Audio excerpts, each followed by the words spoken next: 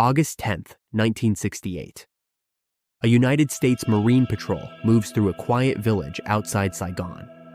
The morning is hot, the air is still, and a small boy waves at them from a doorway. 8 years old, maybe 9.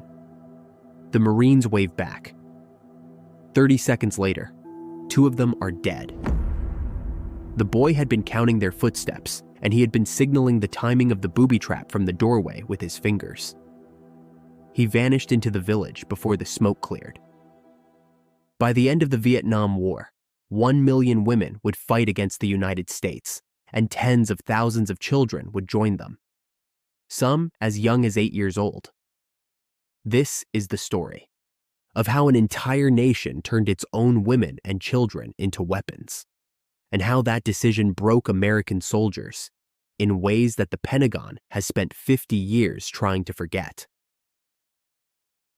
In 1954, Vietnam was divided into 2 countries with the stroke of a pen. The North was communist, backed by the Soviet Union and China. The South was anti-communist and backed by the United States of America. In August 1964, the United States used a naval incident in the Gulf of Tonkin to authorize a full-scale military intervention.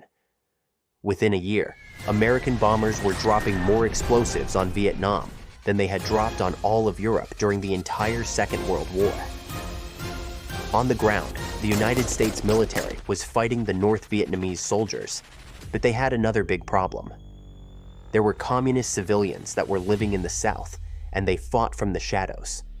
They lived in the villages, and they farmed by day and ambushed by night. They were the people who sold you bread in the morning and the people who shot at you in the dark. And many of them were women. In 1965, North Vietnamese leader Ho Chi Minh delivered a quiet instruction to the women of his country: mobilize and fight to unify the nation. 1 million Vietnamese women would take up arms over the next 10 years. They served as snipers, artillery gunners, intelligence couriers, and as doctors operating on wounded fighters.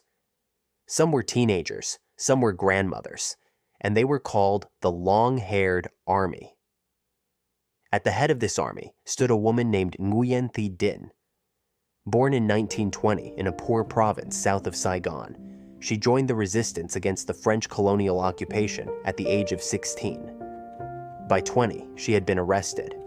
By 23, her husband died in a French prison, and her infant child died shortly afterwards. She never remarried. By 1965, Nguyen Thi Dinh had become the first female general in Vietnamese military history. She commanded the entire female wing of the Viet Cong from a hidden base in the jungle. The United States, for most of the war, didn't even know she existed. In 1967, in the city of Ho, a 17-year-old girl named Nguyen Thi Hoa walked the streets selling bamboo hats to American soldiers. She smiled politely, she bowed, but she also memorized their patrol routes. Hoa was a member of the Perfume River Squad, an 11-woman covert combat unit named after a river that ran through the city. Most of them were teenagers, and none of them looked like soldiers, but that was the whole point. For months, Hoa fed intelligence on American troop movements back to North Vietnamese commanders, preparing the largest surprise attack of the war. On January 31st, 1968, during the Vietnamese Lunar New Year, over 80,000 communist fighters launched simultaneous assaults on more than 100 targets across South Vietnam.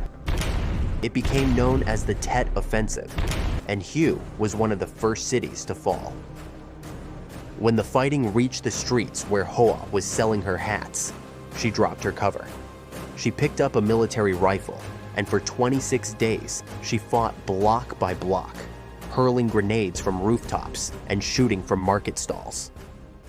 She later said, "We just kept shooting. If we did not shoot, they would have shot us, so we just kept fighting." She was 19 years old at the time. In the villages of South Vietnam, the recruitment of women was only the beginning. Children as young as 8 years old were trained in guerrilla warfare. They were taught to carry messages between Viet Cong cells. They were taught to act as lookouts for ambushes, and they were taught to plant bamboo spike traps in the jungle paths. The communist government created military awards specifically for children.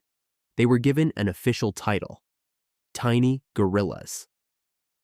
11% of all American combat casualties in Vietnam came from booby traps. Punji pits were filled with sharpened bamboo stakes, and they were smeared in human waste so the wounds would get infected. Tripwires were connected to grenades hidden in fruit baskets. Innocent-looking souvenirs were rigged to detonate when picked up, and many of these traps were placed by children. The strategy was deliberate. A soldier can easily shoot another soldier, but a soldier hesitates when the other soldier is a child. That hesitation was the weapon. The question that haunted every patrol, every checkpoint, every village search was the same. Is this person who they appear to be? It was a question with no good answer. 40 kilometers northwest of Saigon, beneath farmland and rice paddies, ran a city that no American satellite could see. The Cu Chi Tunnels. 250 kilometers of hand-dug passages stretching 3 stories deep into the red clay earth. There were hospitals, kitchens, sleeping quarters, and meeting rooms. Entire battalions lived underground for years at a time. Women gave birth in the tunnels, children were raised in there, and some did not see daylight for months on end. One of the commanders of this underground world was a 17-year-old girl named Thi Mo. She led the C3 Battalion, one of the most effective Viet Cong combat units of the entire war. She would later become one of the most decorated female fighters in Vietnamese history.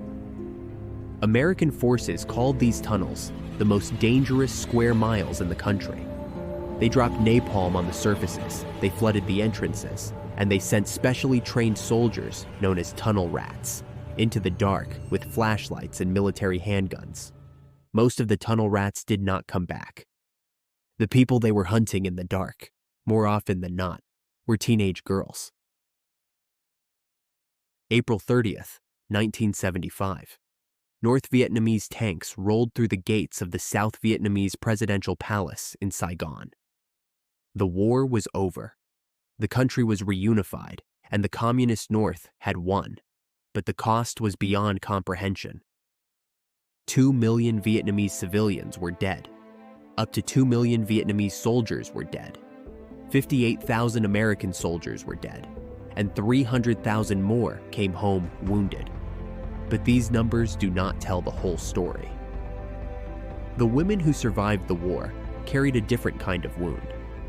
Many had been captured during the war and sent to the Con Dao prison islands off the southern coast, also known as the tiger cages. Small concrete pits with bars across the ceiling, where guards poured quicklime down onto the prisoners below. Women as young as 15 were held there, where they were beaten, waterboarded, electrocuted, and some were never released. Many of those who came home had been doused in the chemical defoliant known as Agent Orange. Nguyen Thi Hoa, the hat seller of Hue, later gave birth to a son with severe disabilities, and she was not the only one. An entire generation of Vietnamese children would be born with deformities that their mothers had carried home from the war.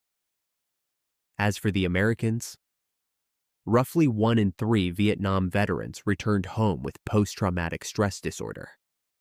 They came home to a country that did not want to hear what they had seen, a country that called them baby killers. They did not talk about the booby traps. They did not talk about the villages. They did not talk about the moment they realized the child standing on the road was the reason their convoy had just exploded, and what they did next to that child. That silence killed more of them than the war did, meaning more American Vietnam veterans died by suicide in the years after coming home than were killed in the war itself. History remembers Vietnam as a war that America lost. But to understand how that loss happened, you have to understand the people that America was fighting. They were more than just the traditional army that the Pentagon was not prepared for. They were a population of people, 1 million women, a generation of children, a grandmother in a market stall, a boy in a doorway, and a teenage girl who sold hats by day and fired at the same Marines by night. But the deeper question is, what kind of victory leaves behind a generation of disabled children and 2 million dead civilians? The Invisible Army was real. They were brilliant, they were brave, and they were children.